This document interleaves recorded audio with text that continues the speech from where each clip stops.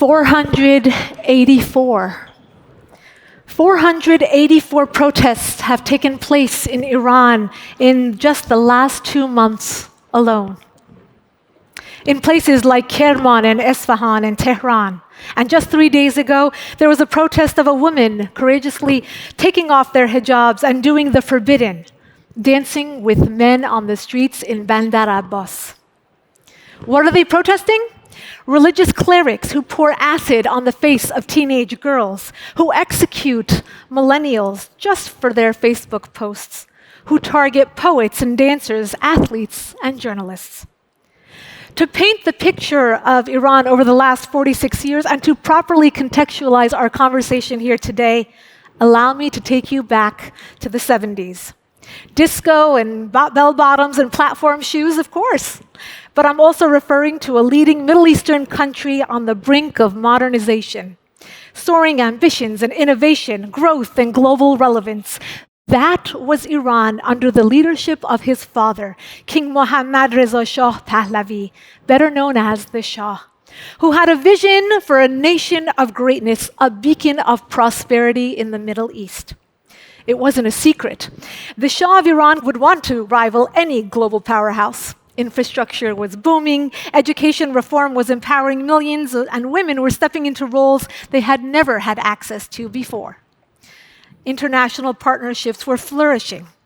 And all of that was until the Islamic Revolution of 1979, when the Shah was toppled and forced into exile by an uprising fueled by misinformation and radicalism. And it appeared to be overnight. In Iran, that once celebrated modernization and global diplomacy became unrecognizable, driven into isolation, its potential stifled. Yet, over the last 4.5 decades, the Iranian people have courageously stood up to tell their world their very clear message: to be free from the chokehold of this repressive, barbaric regime. But the recent political momentum also highlighted something else: the urgent need for a unifying leader to steer the opposition. A recent survey by ERFI found that 80% of Iranians polled prefer Prince Reza Pahlavi to the current regime. And that may be why they are calling his name. They're calling his name on the streets of Iran, in graffiti on the walls. In protests, Iranians are chanting, "Pahlavi, you are our representative." They are calling his name. On social media, the hashtag #YouRepresentMe has gone viral among people inside and outside the country. They're calling him to return to Iran and bring back not just freedom and human rights and justice, but opportunity and a robust economy and a chance for Iranian children to find their own narrative in the world of AI and robotics and technology. Continents away, but the Iranian people see the finish line to freedom, and they're asking this very prince living on the east coast of America to carry the torch. And with that, it is my honor to introduce the exiled Crown Prince of Iran, His Royal Highness Reza Pahlavi.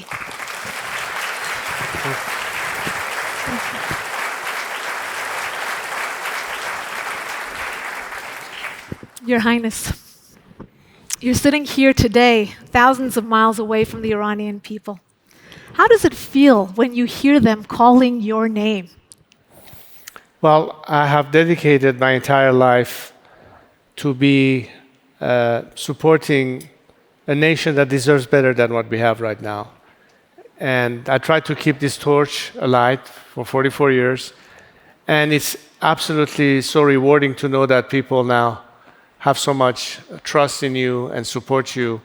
That's the best reward that I can hope for. And today's Gen Z, a lot of young kids, when they message me, they call me father. What a great feeling to be a good father who is always has the back of his children and will never let them down. And that gives me even more incentive to be more impactful if I can, to help us liberate ourselves from where we are today. So it's not only rewarding, but it gives me even more determination to see it through and liberate our country as soon as we can. You mentioned Gen Z, and what's amazing is how this statistic that we cite, 2/3 of the population of 80 million kids in Iran today are under the age of 46, meaning they never knew your father. And yet they've taken such an interest in the history and are looking back at their parents' generation with both pride and also frustration. They're talking about an Iran that could be, similar to what we're talking about here today. What's your vision of an Iran that could be? Well, when Khomeini came back after 15 years in exile, and he was asked the question, what is your feeling returning to Iran after all these years? And he said, nothing. Iran never mattered. Whereas today, Iranians want to find a sense of national identity as a result of a regime that has always denied their Iranianhood. And that's the strength of what we are thinking about, a different Iran. And in that sense, I think that the moment is now in front of us, an opportunity for real change. People have experimented with 46 years now of a religious dictatorship. I think they aspire to the very same values of the free world. When we talk about human rights, when we talk about a rule of law that guarantees people putting an end to any kind of discrimination of any kind. And this is quite reachable, and I think the potential is right there. That's exactly the momentum that is now creating an opportunity to achieve that. And what would a different Iran be? A different Iran would be a nation that wants to be part of the free world, that wants to have cordial, warm, brotherly relationship with our neighbors, that is not antagonistic to one faith or one nationality, whether it's the Jews or Israel or the Arabs or the countries in our neighborhood and beyond. Something that completely sets us apart from this regime. And that contrast needs to be understood by the whole world of how different Iran could be and the role it can play positively and contribute to world stability as opposed to everything we have witnessed since this regime has taken over in terms of aggression, hostility, instability, radicalism, terrorism, the nuclear threat, and everything else. Right. I think speaking of an Iran that was an Iran that could be, I think most people don't know that in 1977, that's just before the revolution, Iran had a GDP of twice that of South Korea, and now today South Korea is 7 times larger than Iran. Obviously, we know Iran has oil and gas and a young population that's talented and brilliant. What are the industries? Maybe you could be more specific. I think.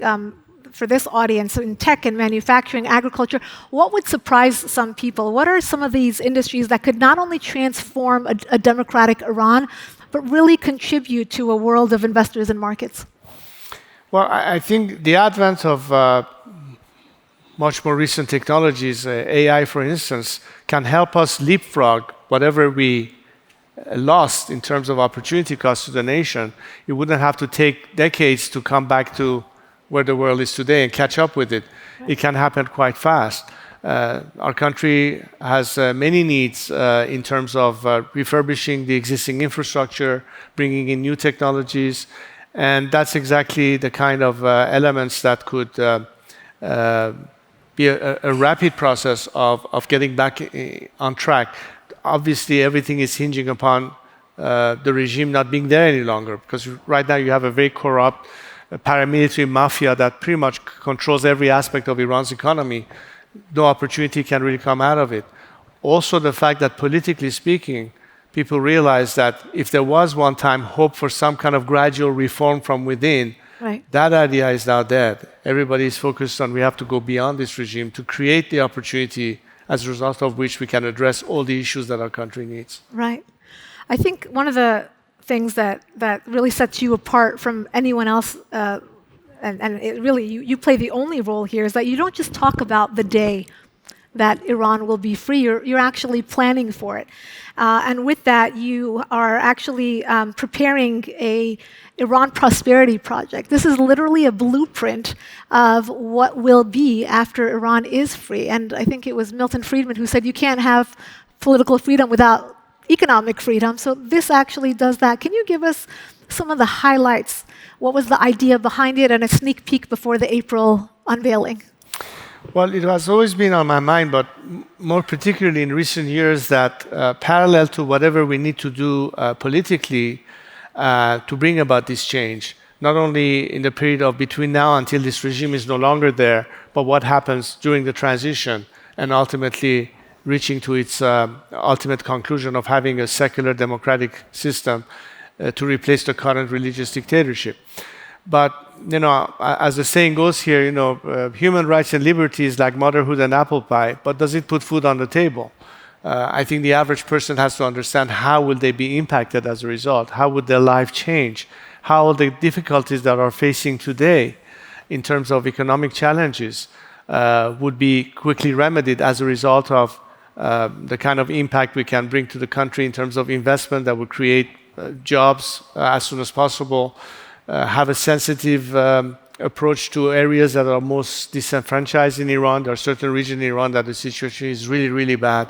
I'm thinking of areas like Baluchistan or parts of Khuzestan and Kurdistan and places like that that could be sort of prioritized in terms of creating immediate impact by bringing in the kind of investments that will provide people with opportunities to, earn money and rebuild their lives. This is, of course, a project that was in my mind, and we started generating some traction around it by, pretty much organizing a first series of experts studying the case, and the first presentation of what we call the Iran Prosperity Project, or IPP, will be this coming April, that is addressing the first phase in particular. This is like a short-term, mid-term, long-term vision, but the first elements will be how can we quickly stabilize the economic situation in Iran, make sure that we have a functioning system while we're going through the political transition. These are all studies that have been done so far, which will be unveiled and explained a little bit how this is going to be happening or what it is that we can expect. And of course, the rest will be the short, mid-term and long-term plans of how we can rebuild our country and bring in all the needed areas, whether it's the existing oil and gas infrastructure to renewable energies, to tourism in general. I think Iran lends itself as the most natural place that could have a very strong, tourism industry, but we need to worry about our environment. We have to make sure everything is taken care of. So there's so many elements attached to opportunities for how Iran could also be a place to invest as the most untapped area, particularly when it comes to American companies who have been deprived of that opportunity ever since the revolution. I want the first ticket there. So, you talk about reintegration, and I think something that is on the minds of a lot of people is, has this regime, because they're the ones who get all the headlines, has this regime created a phobia about people really jumping in to invest in Iran? What would your advice be, or what would you say about the potential, about the Iranian workforce, about Iran just as a place for business and investment? I don't think there is a problem with phobia, because as far as I can tell, so many countries that have been host to Iranians who emigrated here became citizens in this country, first generation, second generation. When you look at the talent and the value they bring to society here as contributing in many different aspects to even run many aspects of the countries in which they live, both here and in Europe as well. And I think people who know and probably have had a relationship with Iranians, whether as partners or employees or what have you, see how different and how talented and how creative they can be, and that has nothing to do with what the regime has projected as an image. So yes, you ought to be fearful of the regime, but you shouldn't be fearful of the Iranians. On the contrary, let me give you a little example as an anecdote. I remember probably at least 20 years ago, I'm not sure exactly the date, but it was at the beginning of the President George W. Bush's first term, right after 9/11. There was a conference in Colorado I attended, and it was in Beaver Creek, and it was an AEI conference. And the CEO who was running the whole operation there and the facilities came to me and said, my biggest dream is to help develop ski resorts in your country in the future. And I said, well, how come? He said, well, I was a teenager. I grew up in Tehran. My father was stationed there. And I learned how to ski in Dizin, which was, a very up and running ski resort right just north of Tehran. So if the attitude is they recognize that a different Iran will create these opportunities, I don't see any phobia in that. I think it's more a hope that things will change sooner, right, and then people of different forms, whether they're Iranians or non-Iranians, can contribute to that. I felt that throughout the years, and I don't think that's a big challenge at all. You know, there's been a lot of talk about this being the ripe moment, about the stars aligning for the Iranian people to finally get their revolution, to finally get their regime change. Why do you think that this moment is any different, or why do you believe that this is the turning point for the Iranian people? When you look at two principal factors, one is driven by the economic hardship that leads to a lot of these protests and the situation that people had to deal with. The most basic services the regime has failed in delivering. There are constant and frequent power outages that ends up with having an effect on schools having to be shut down or businesses having to be shut down.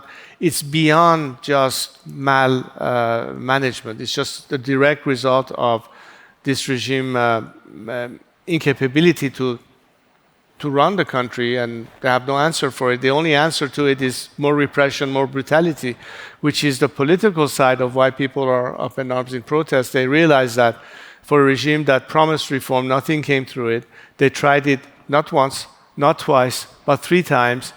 And 3 generations later, we are in a situation that today, those who may have believed that perhaps one way to address the situation is by gradual reform from within, that idea is now dead. People are beyond that. So it's really a pre-revolutionary stage. It was certainly emphasized when Mahsa was murdered, and that triggered the Women Life Freedom movement.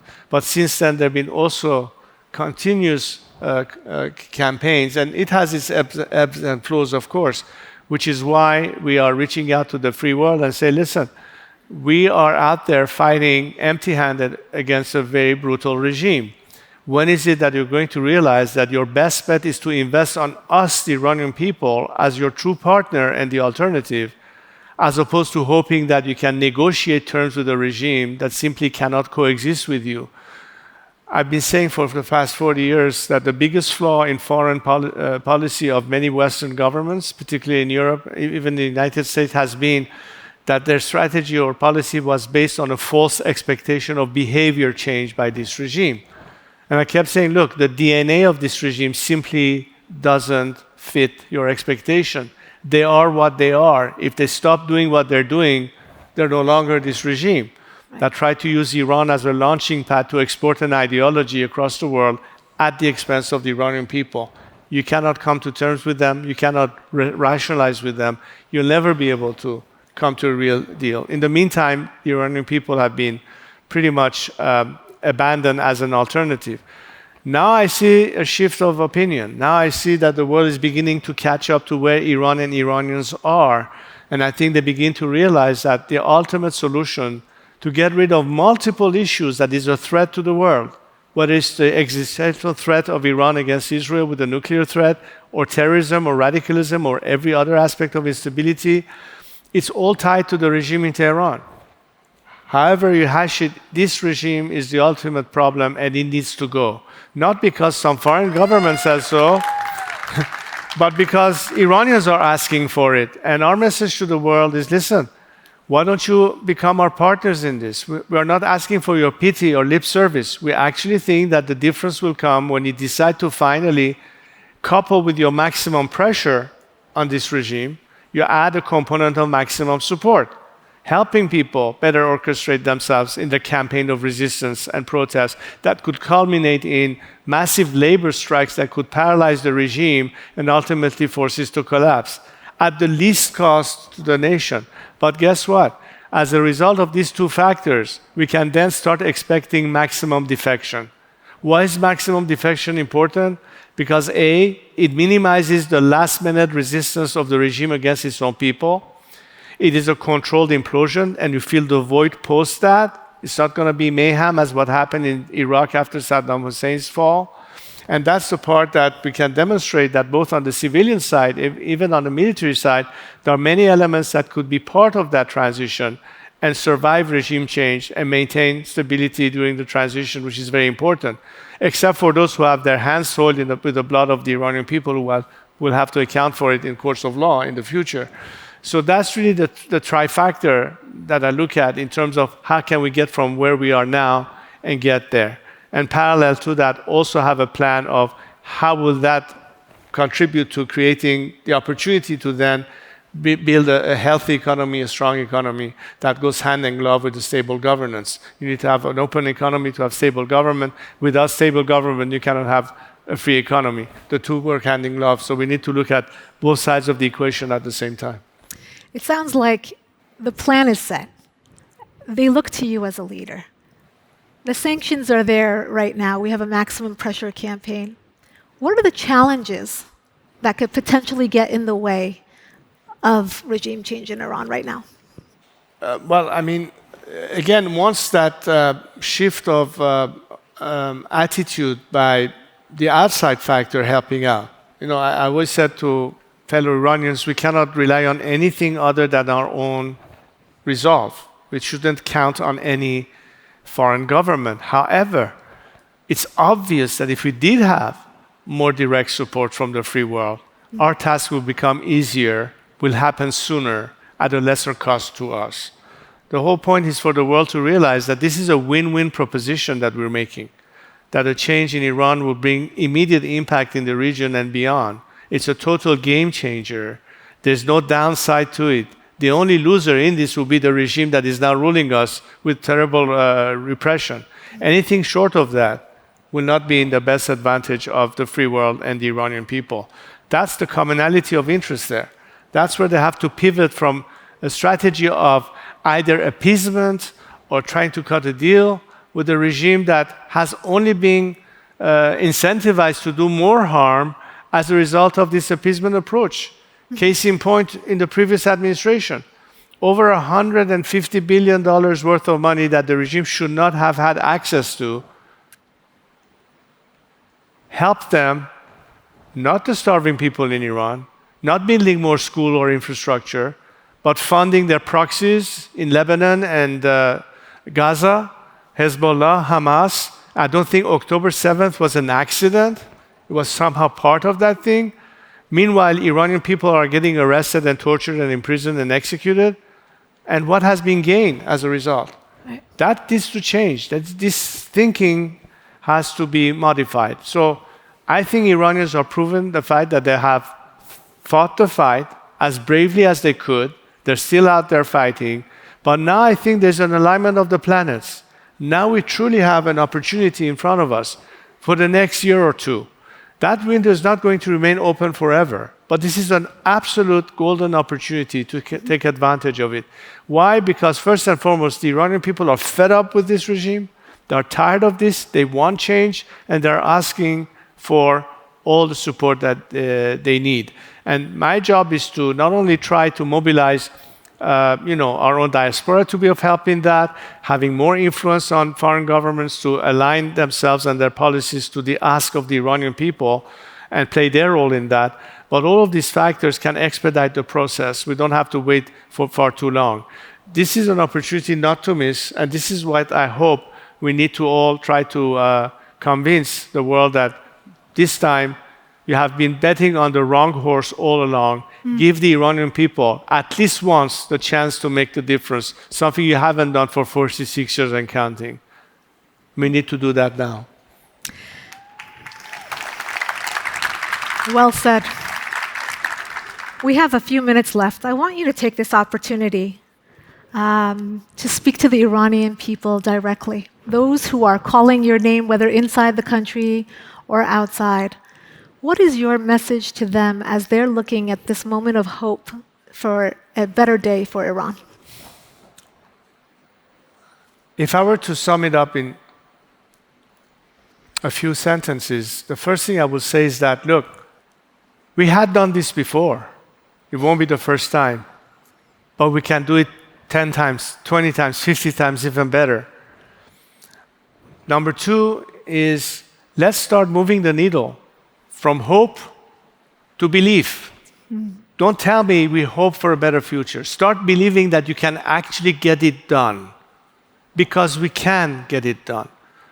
We have tremendous amount of talent. We have tremendous amount of ingenuity.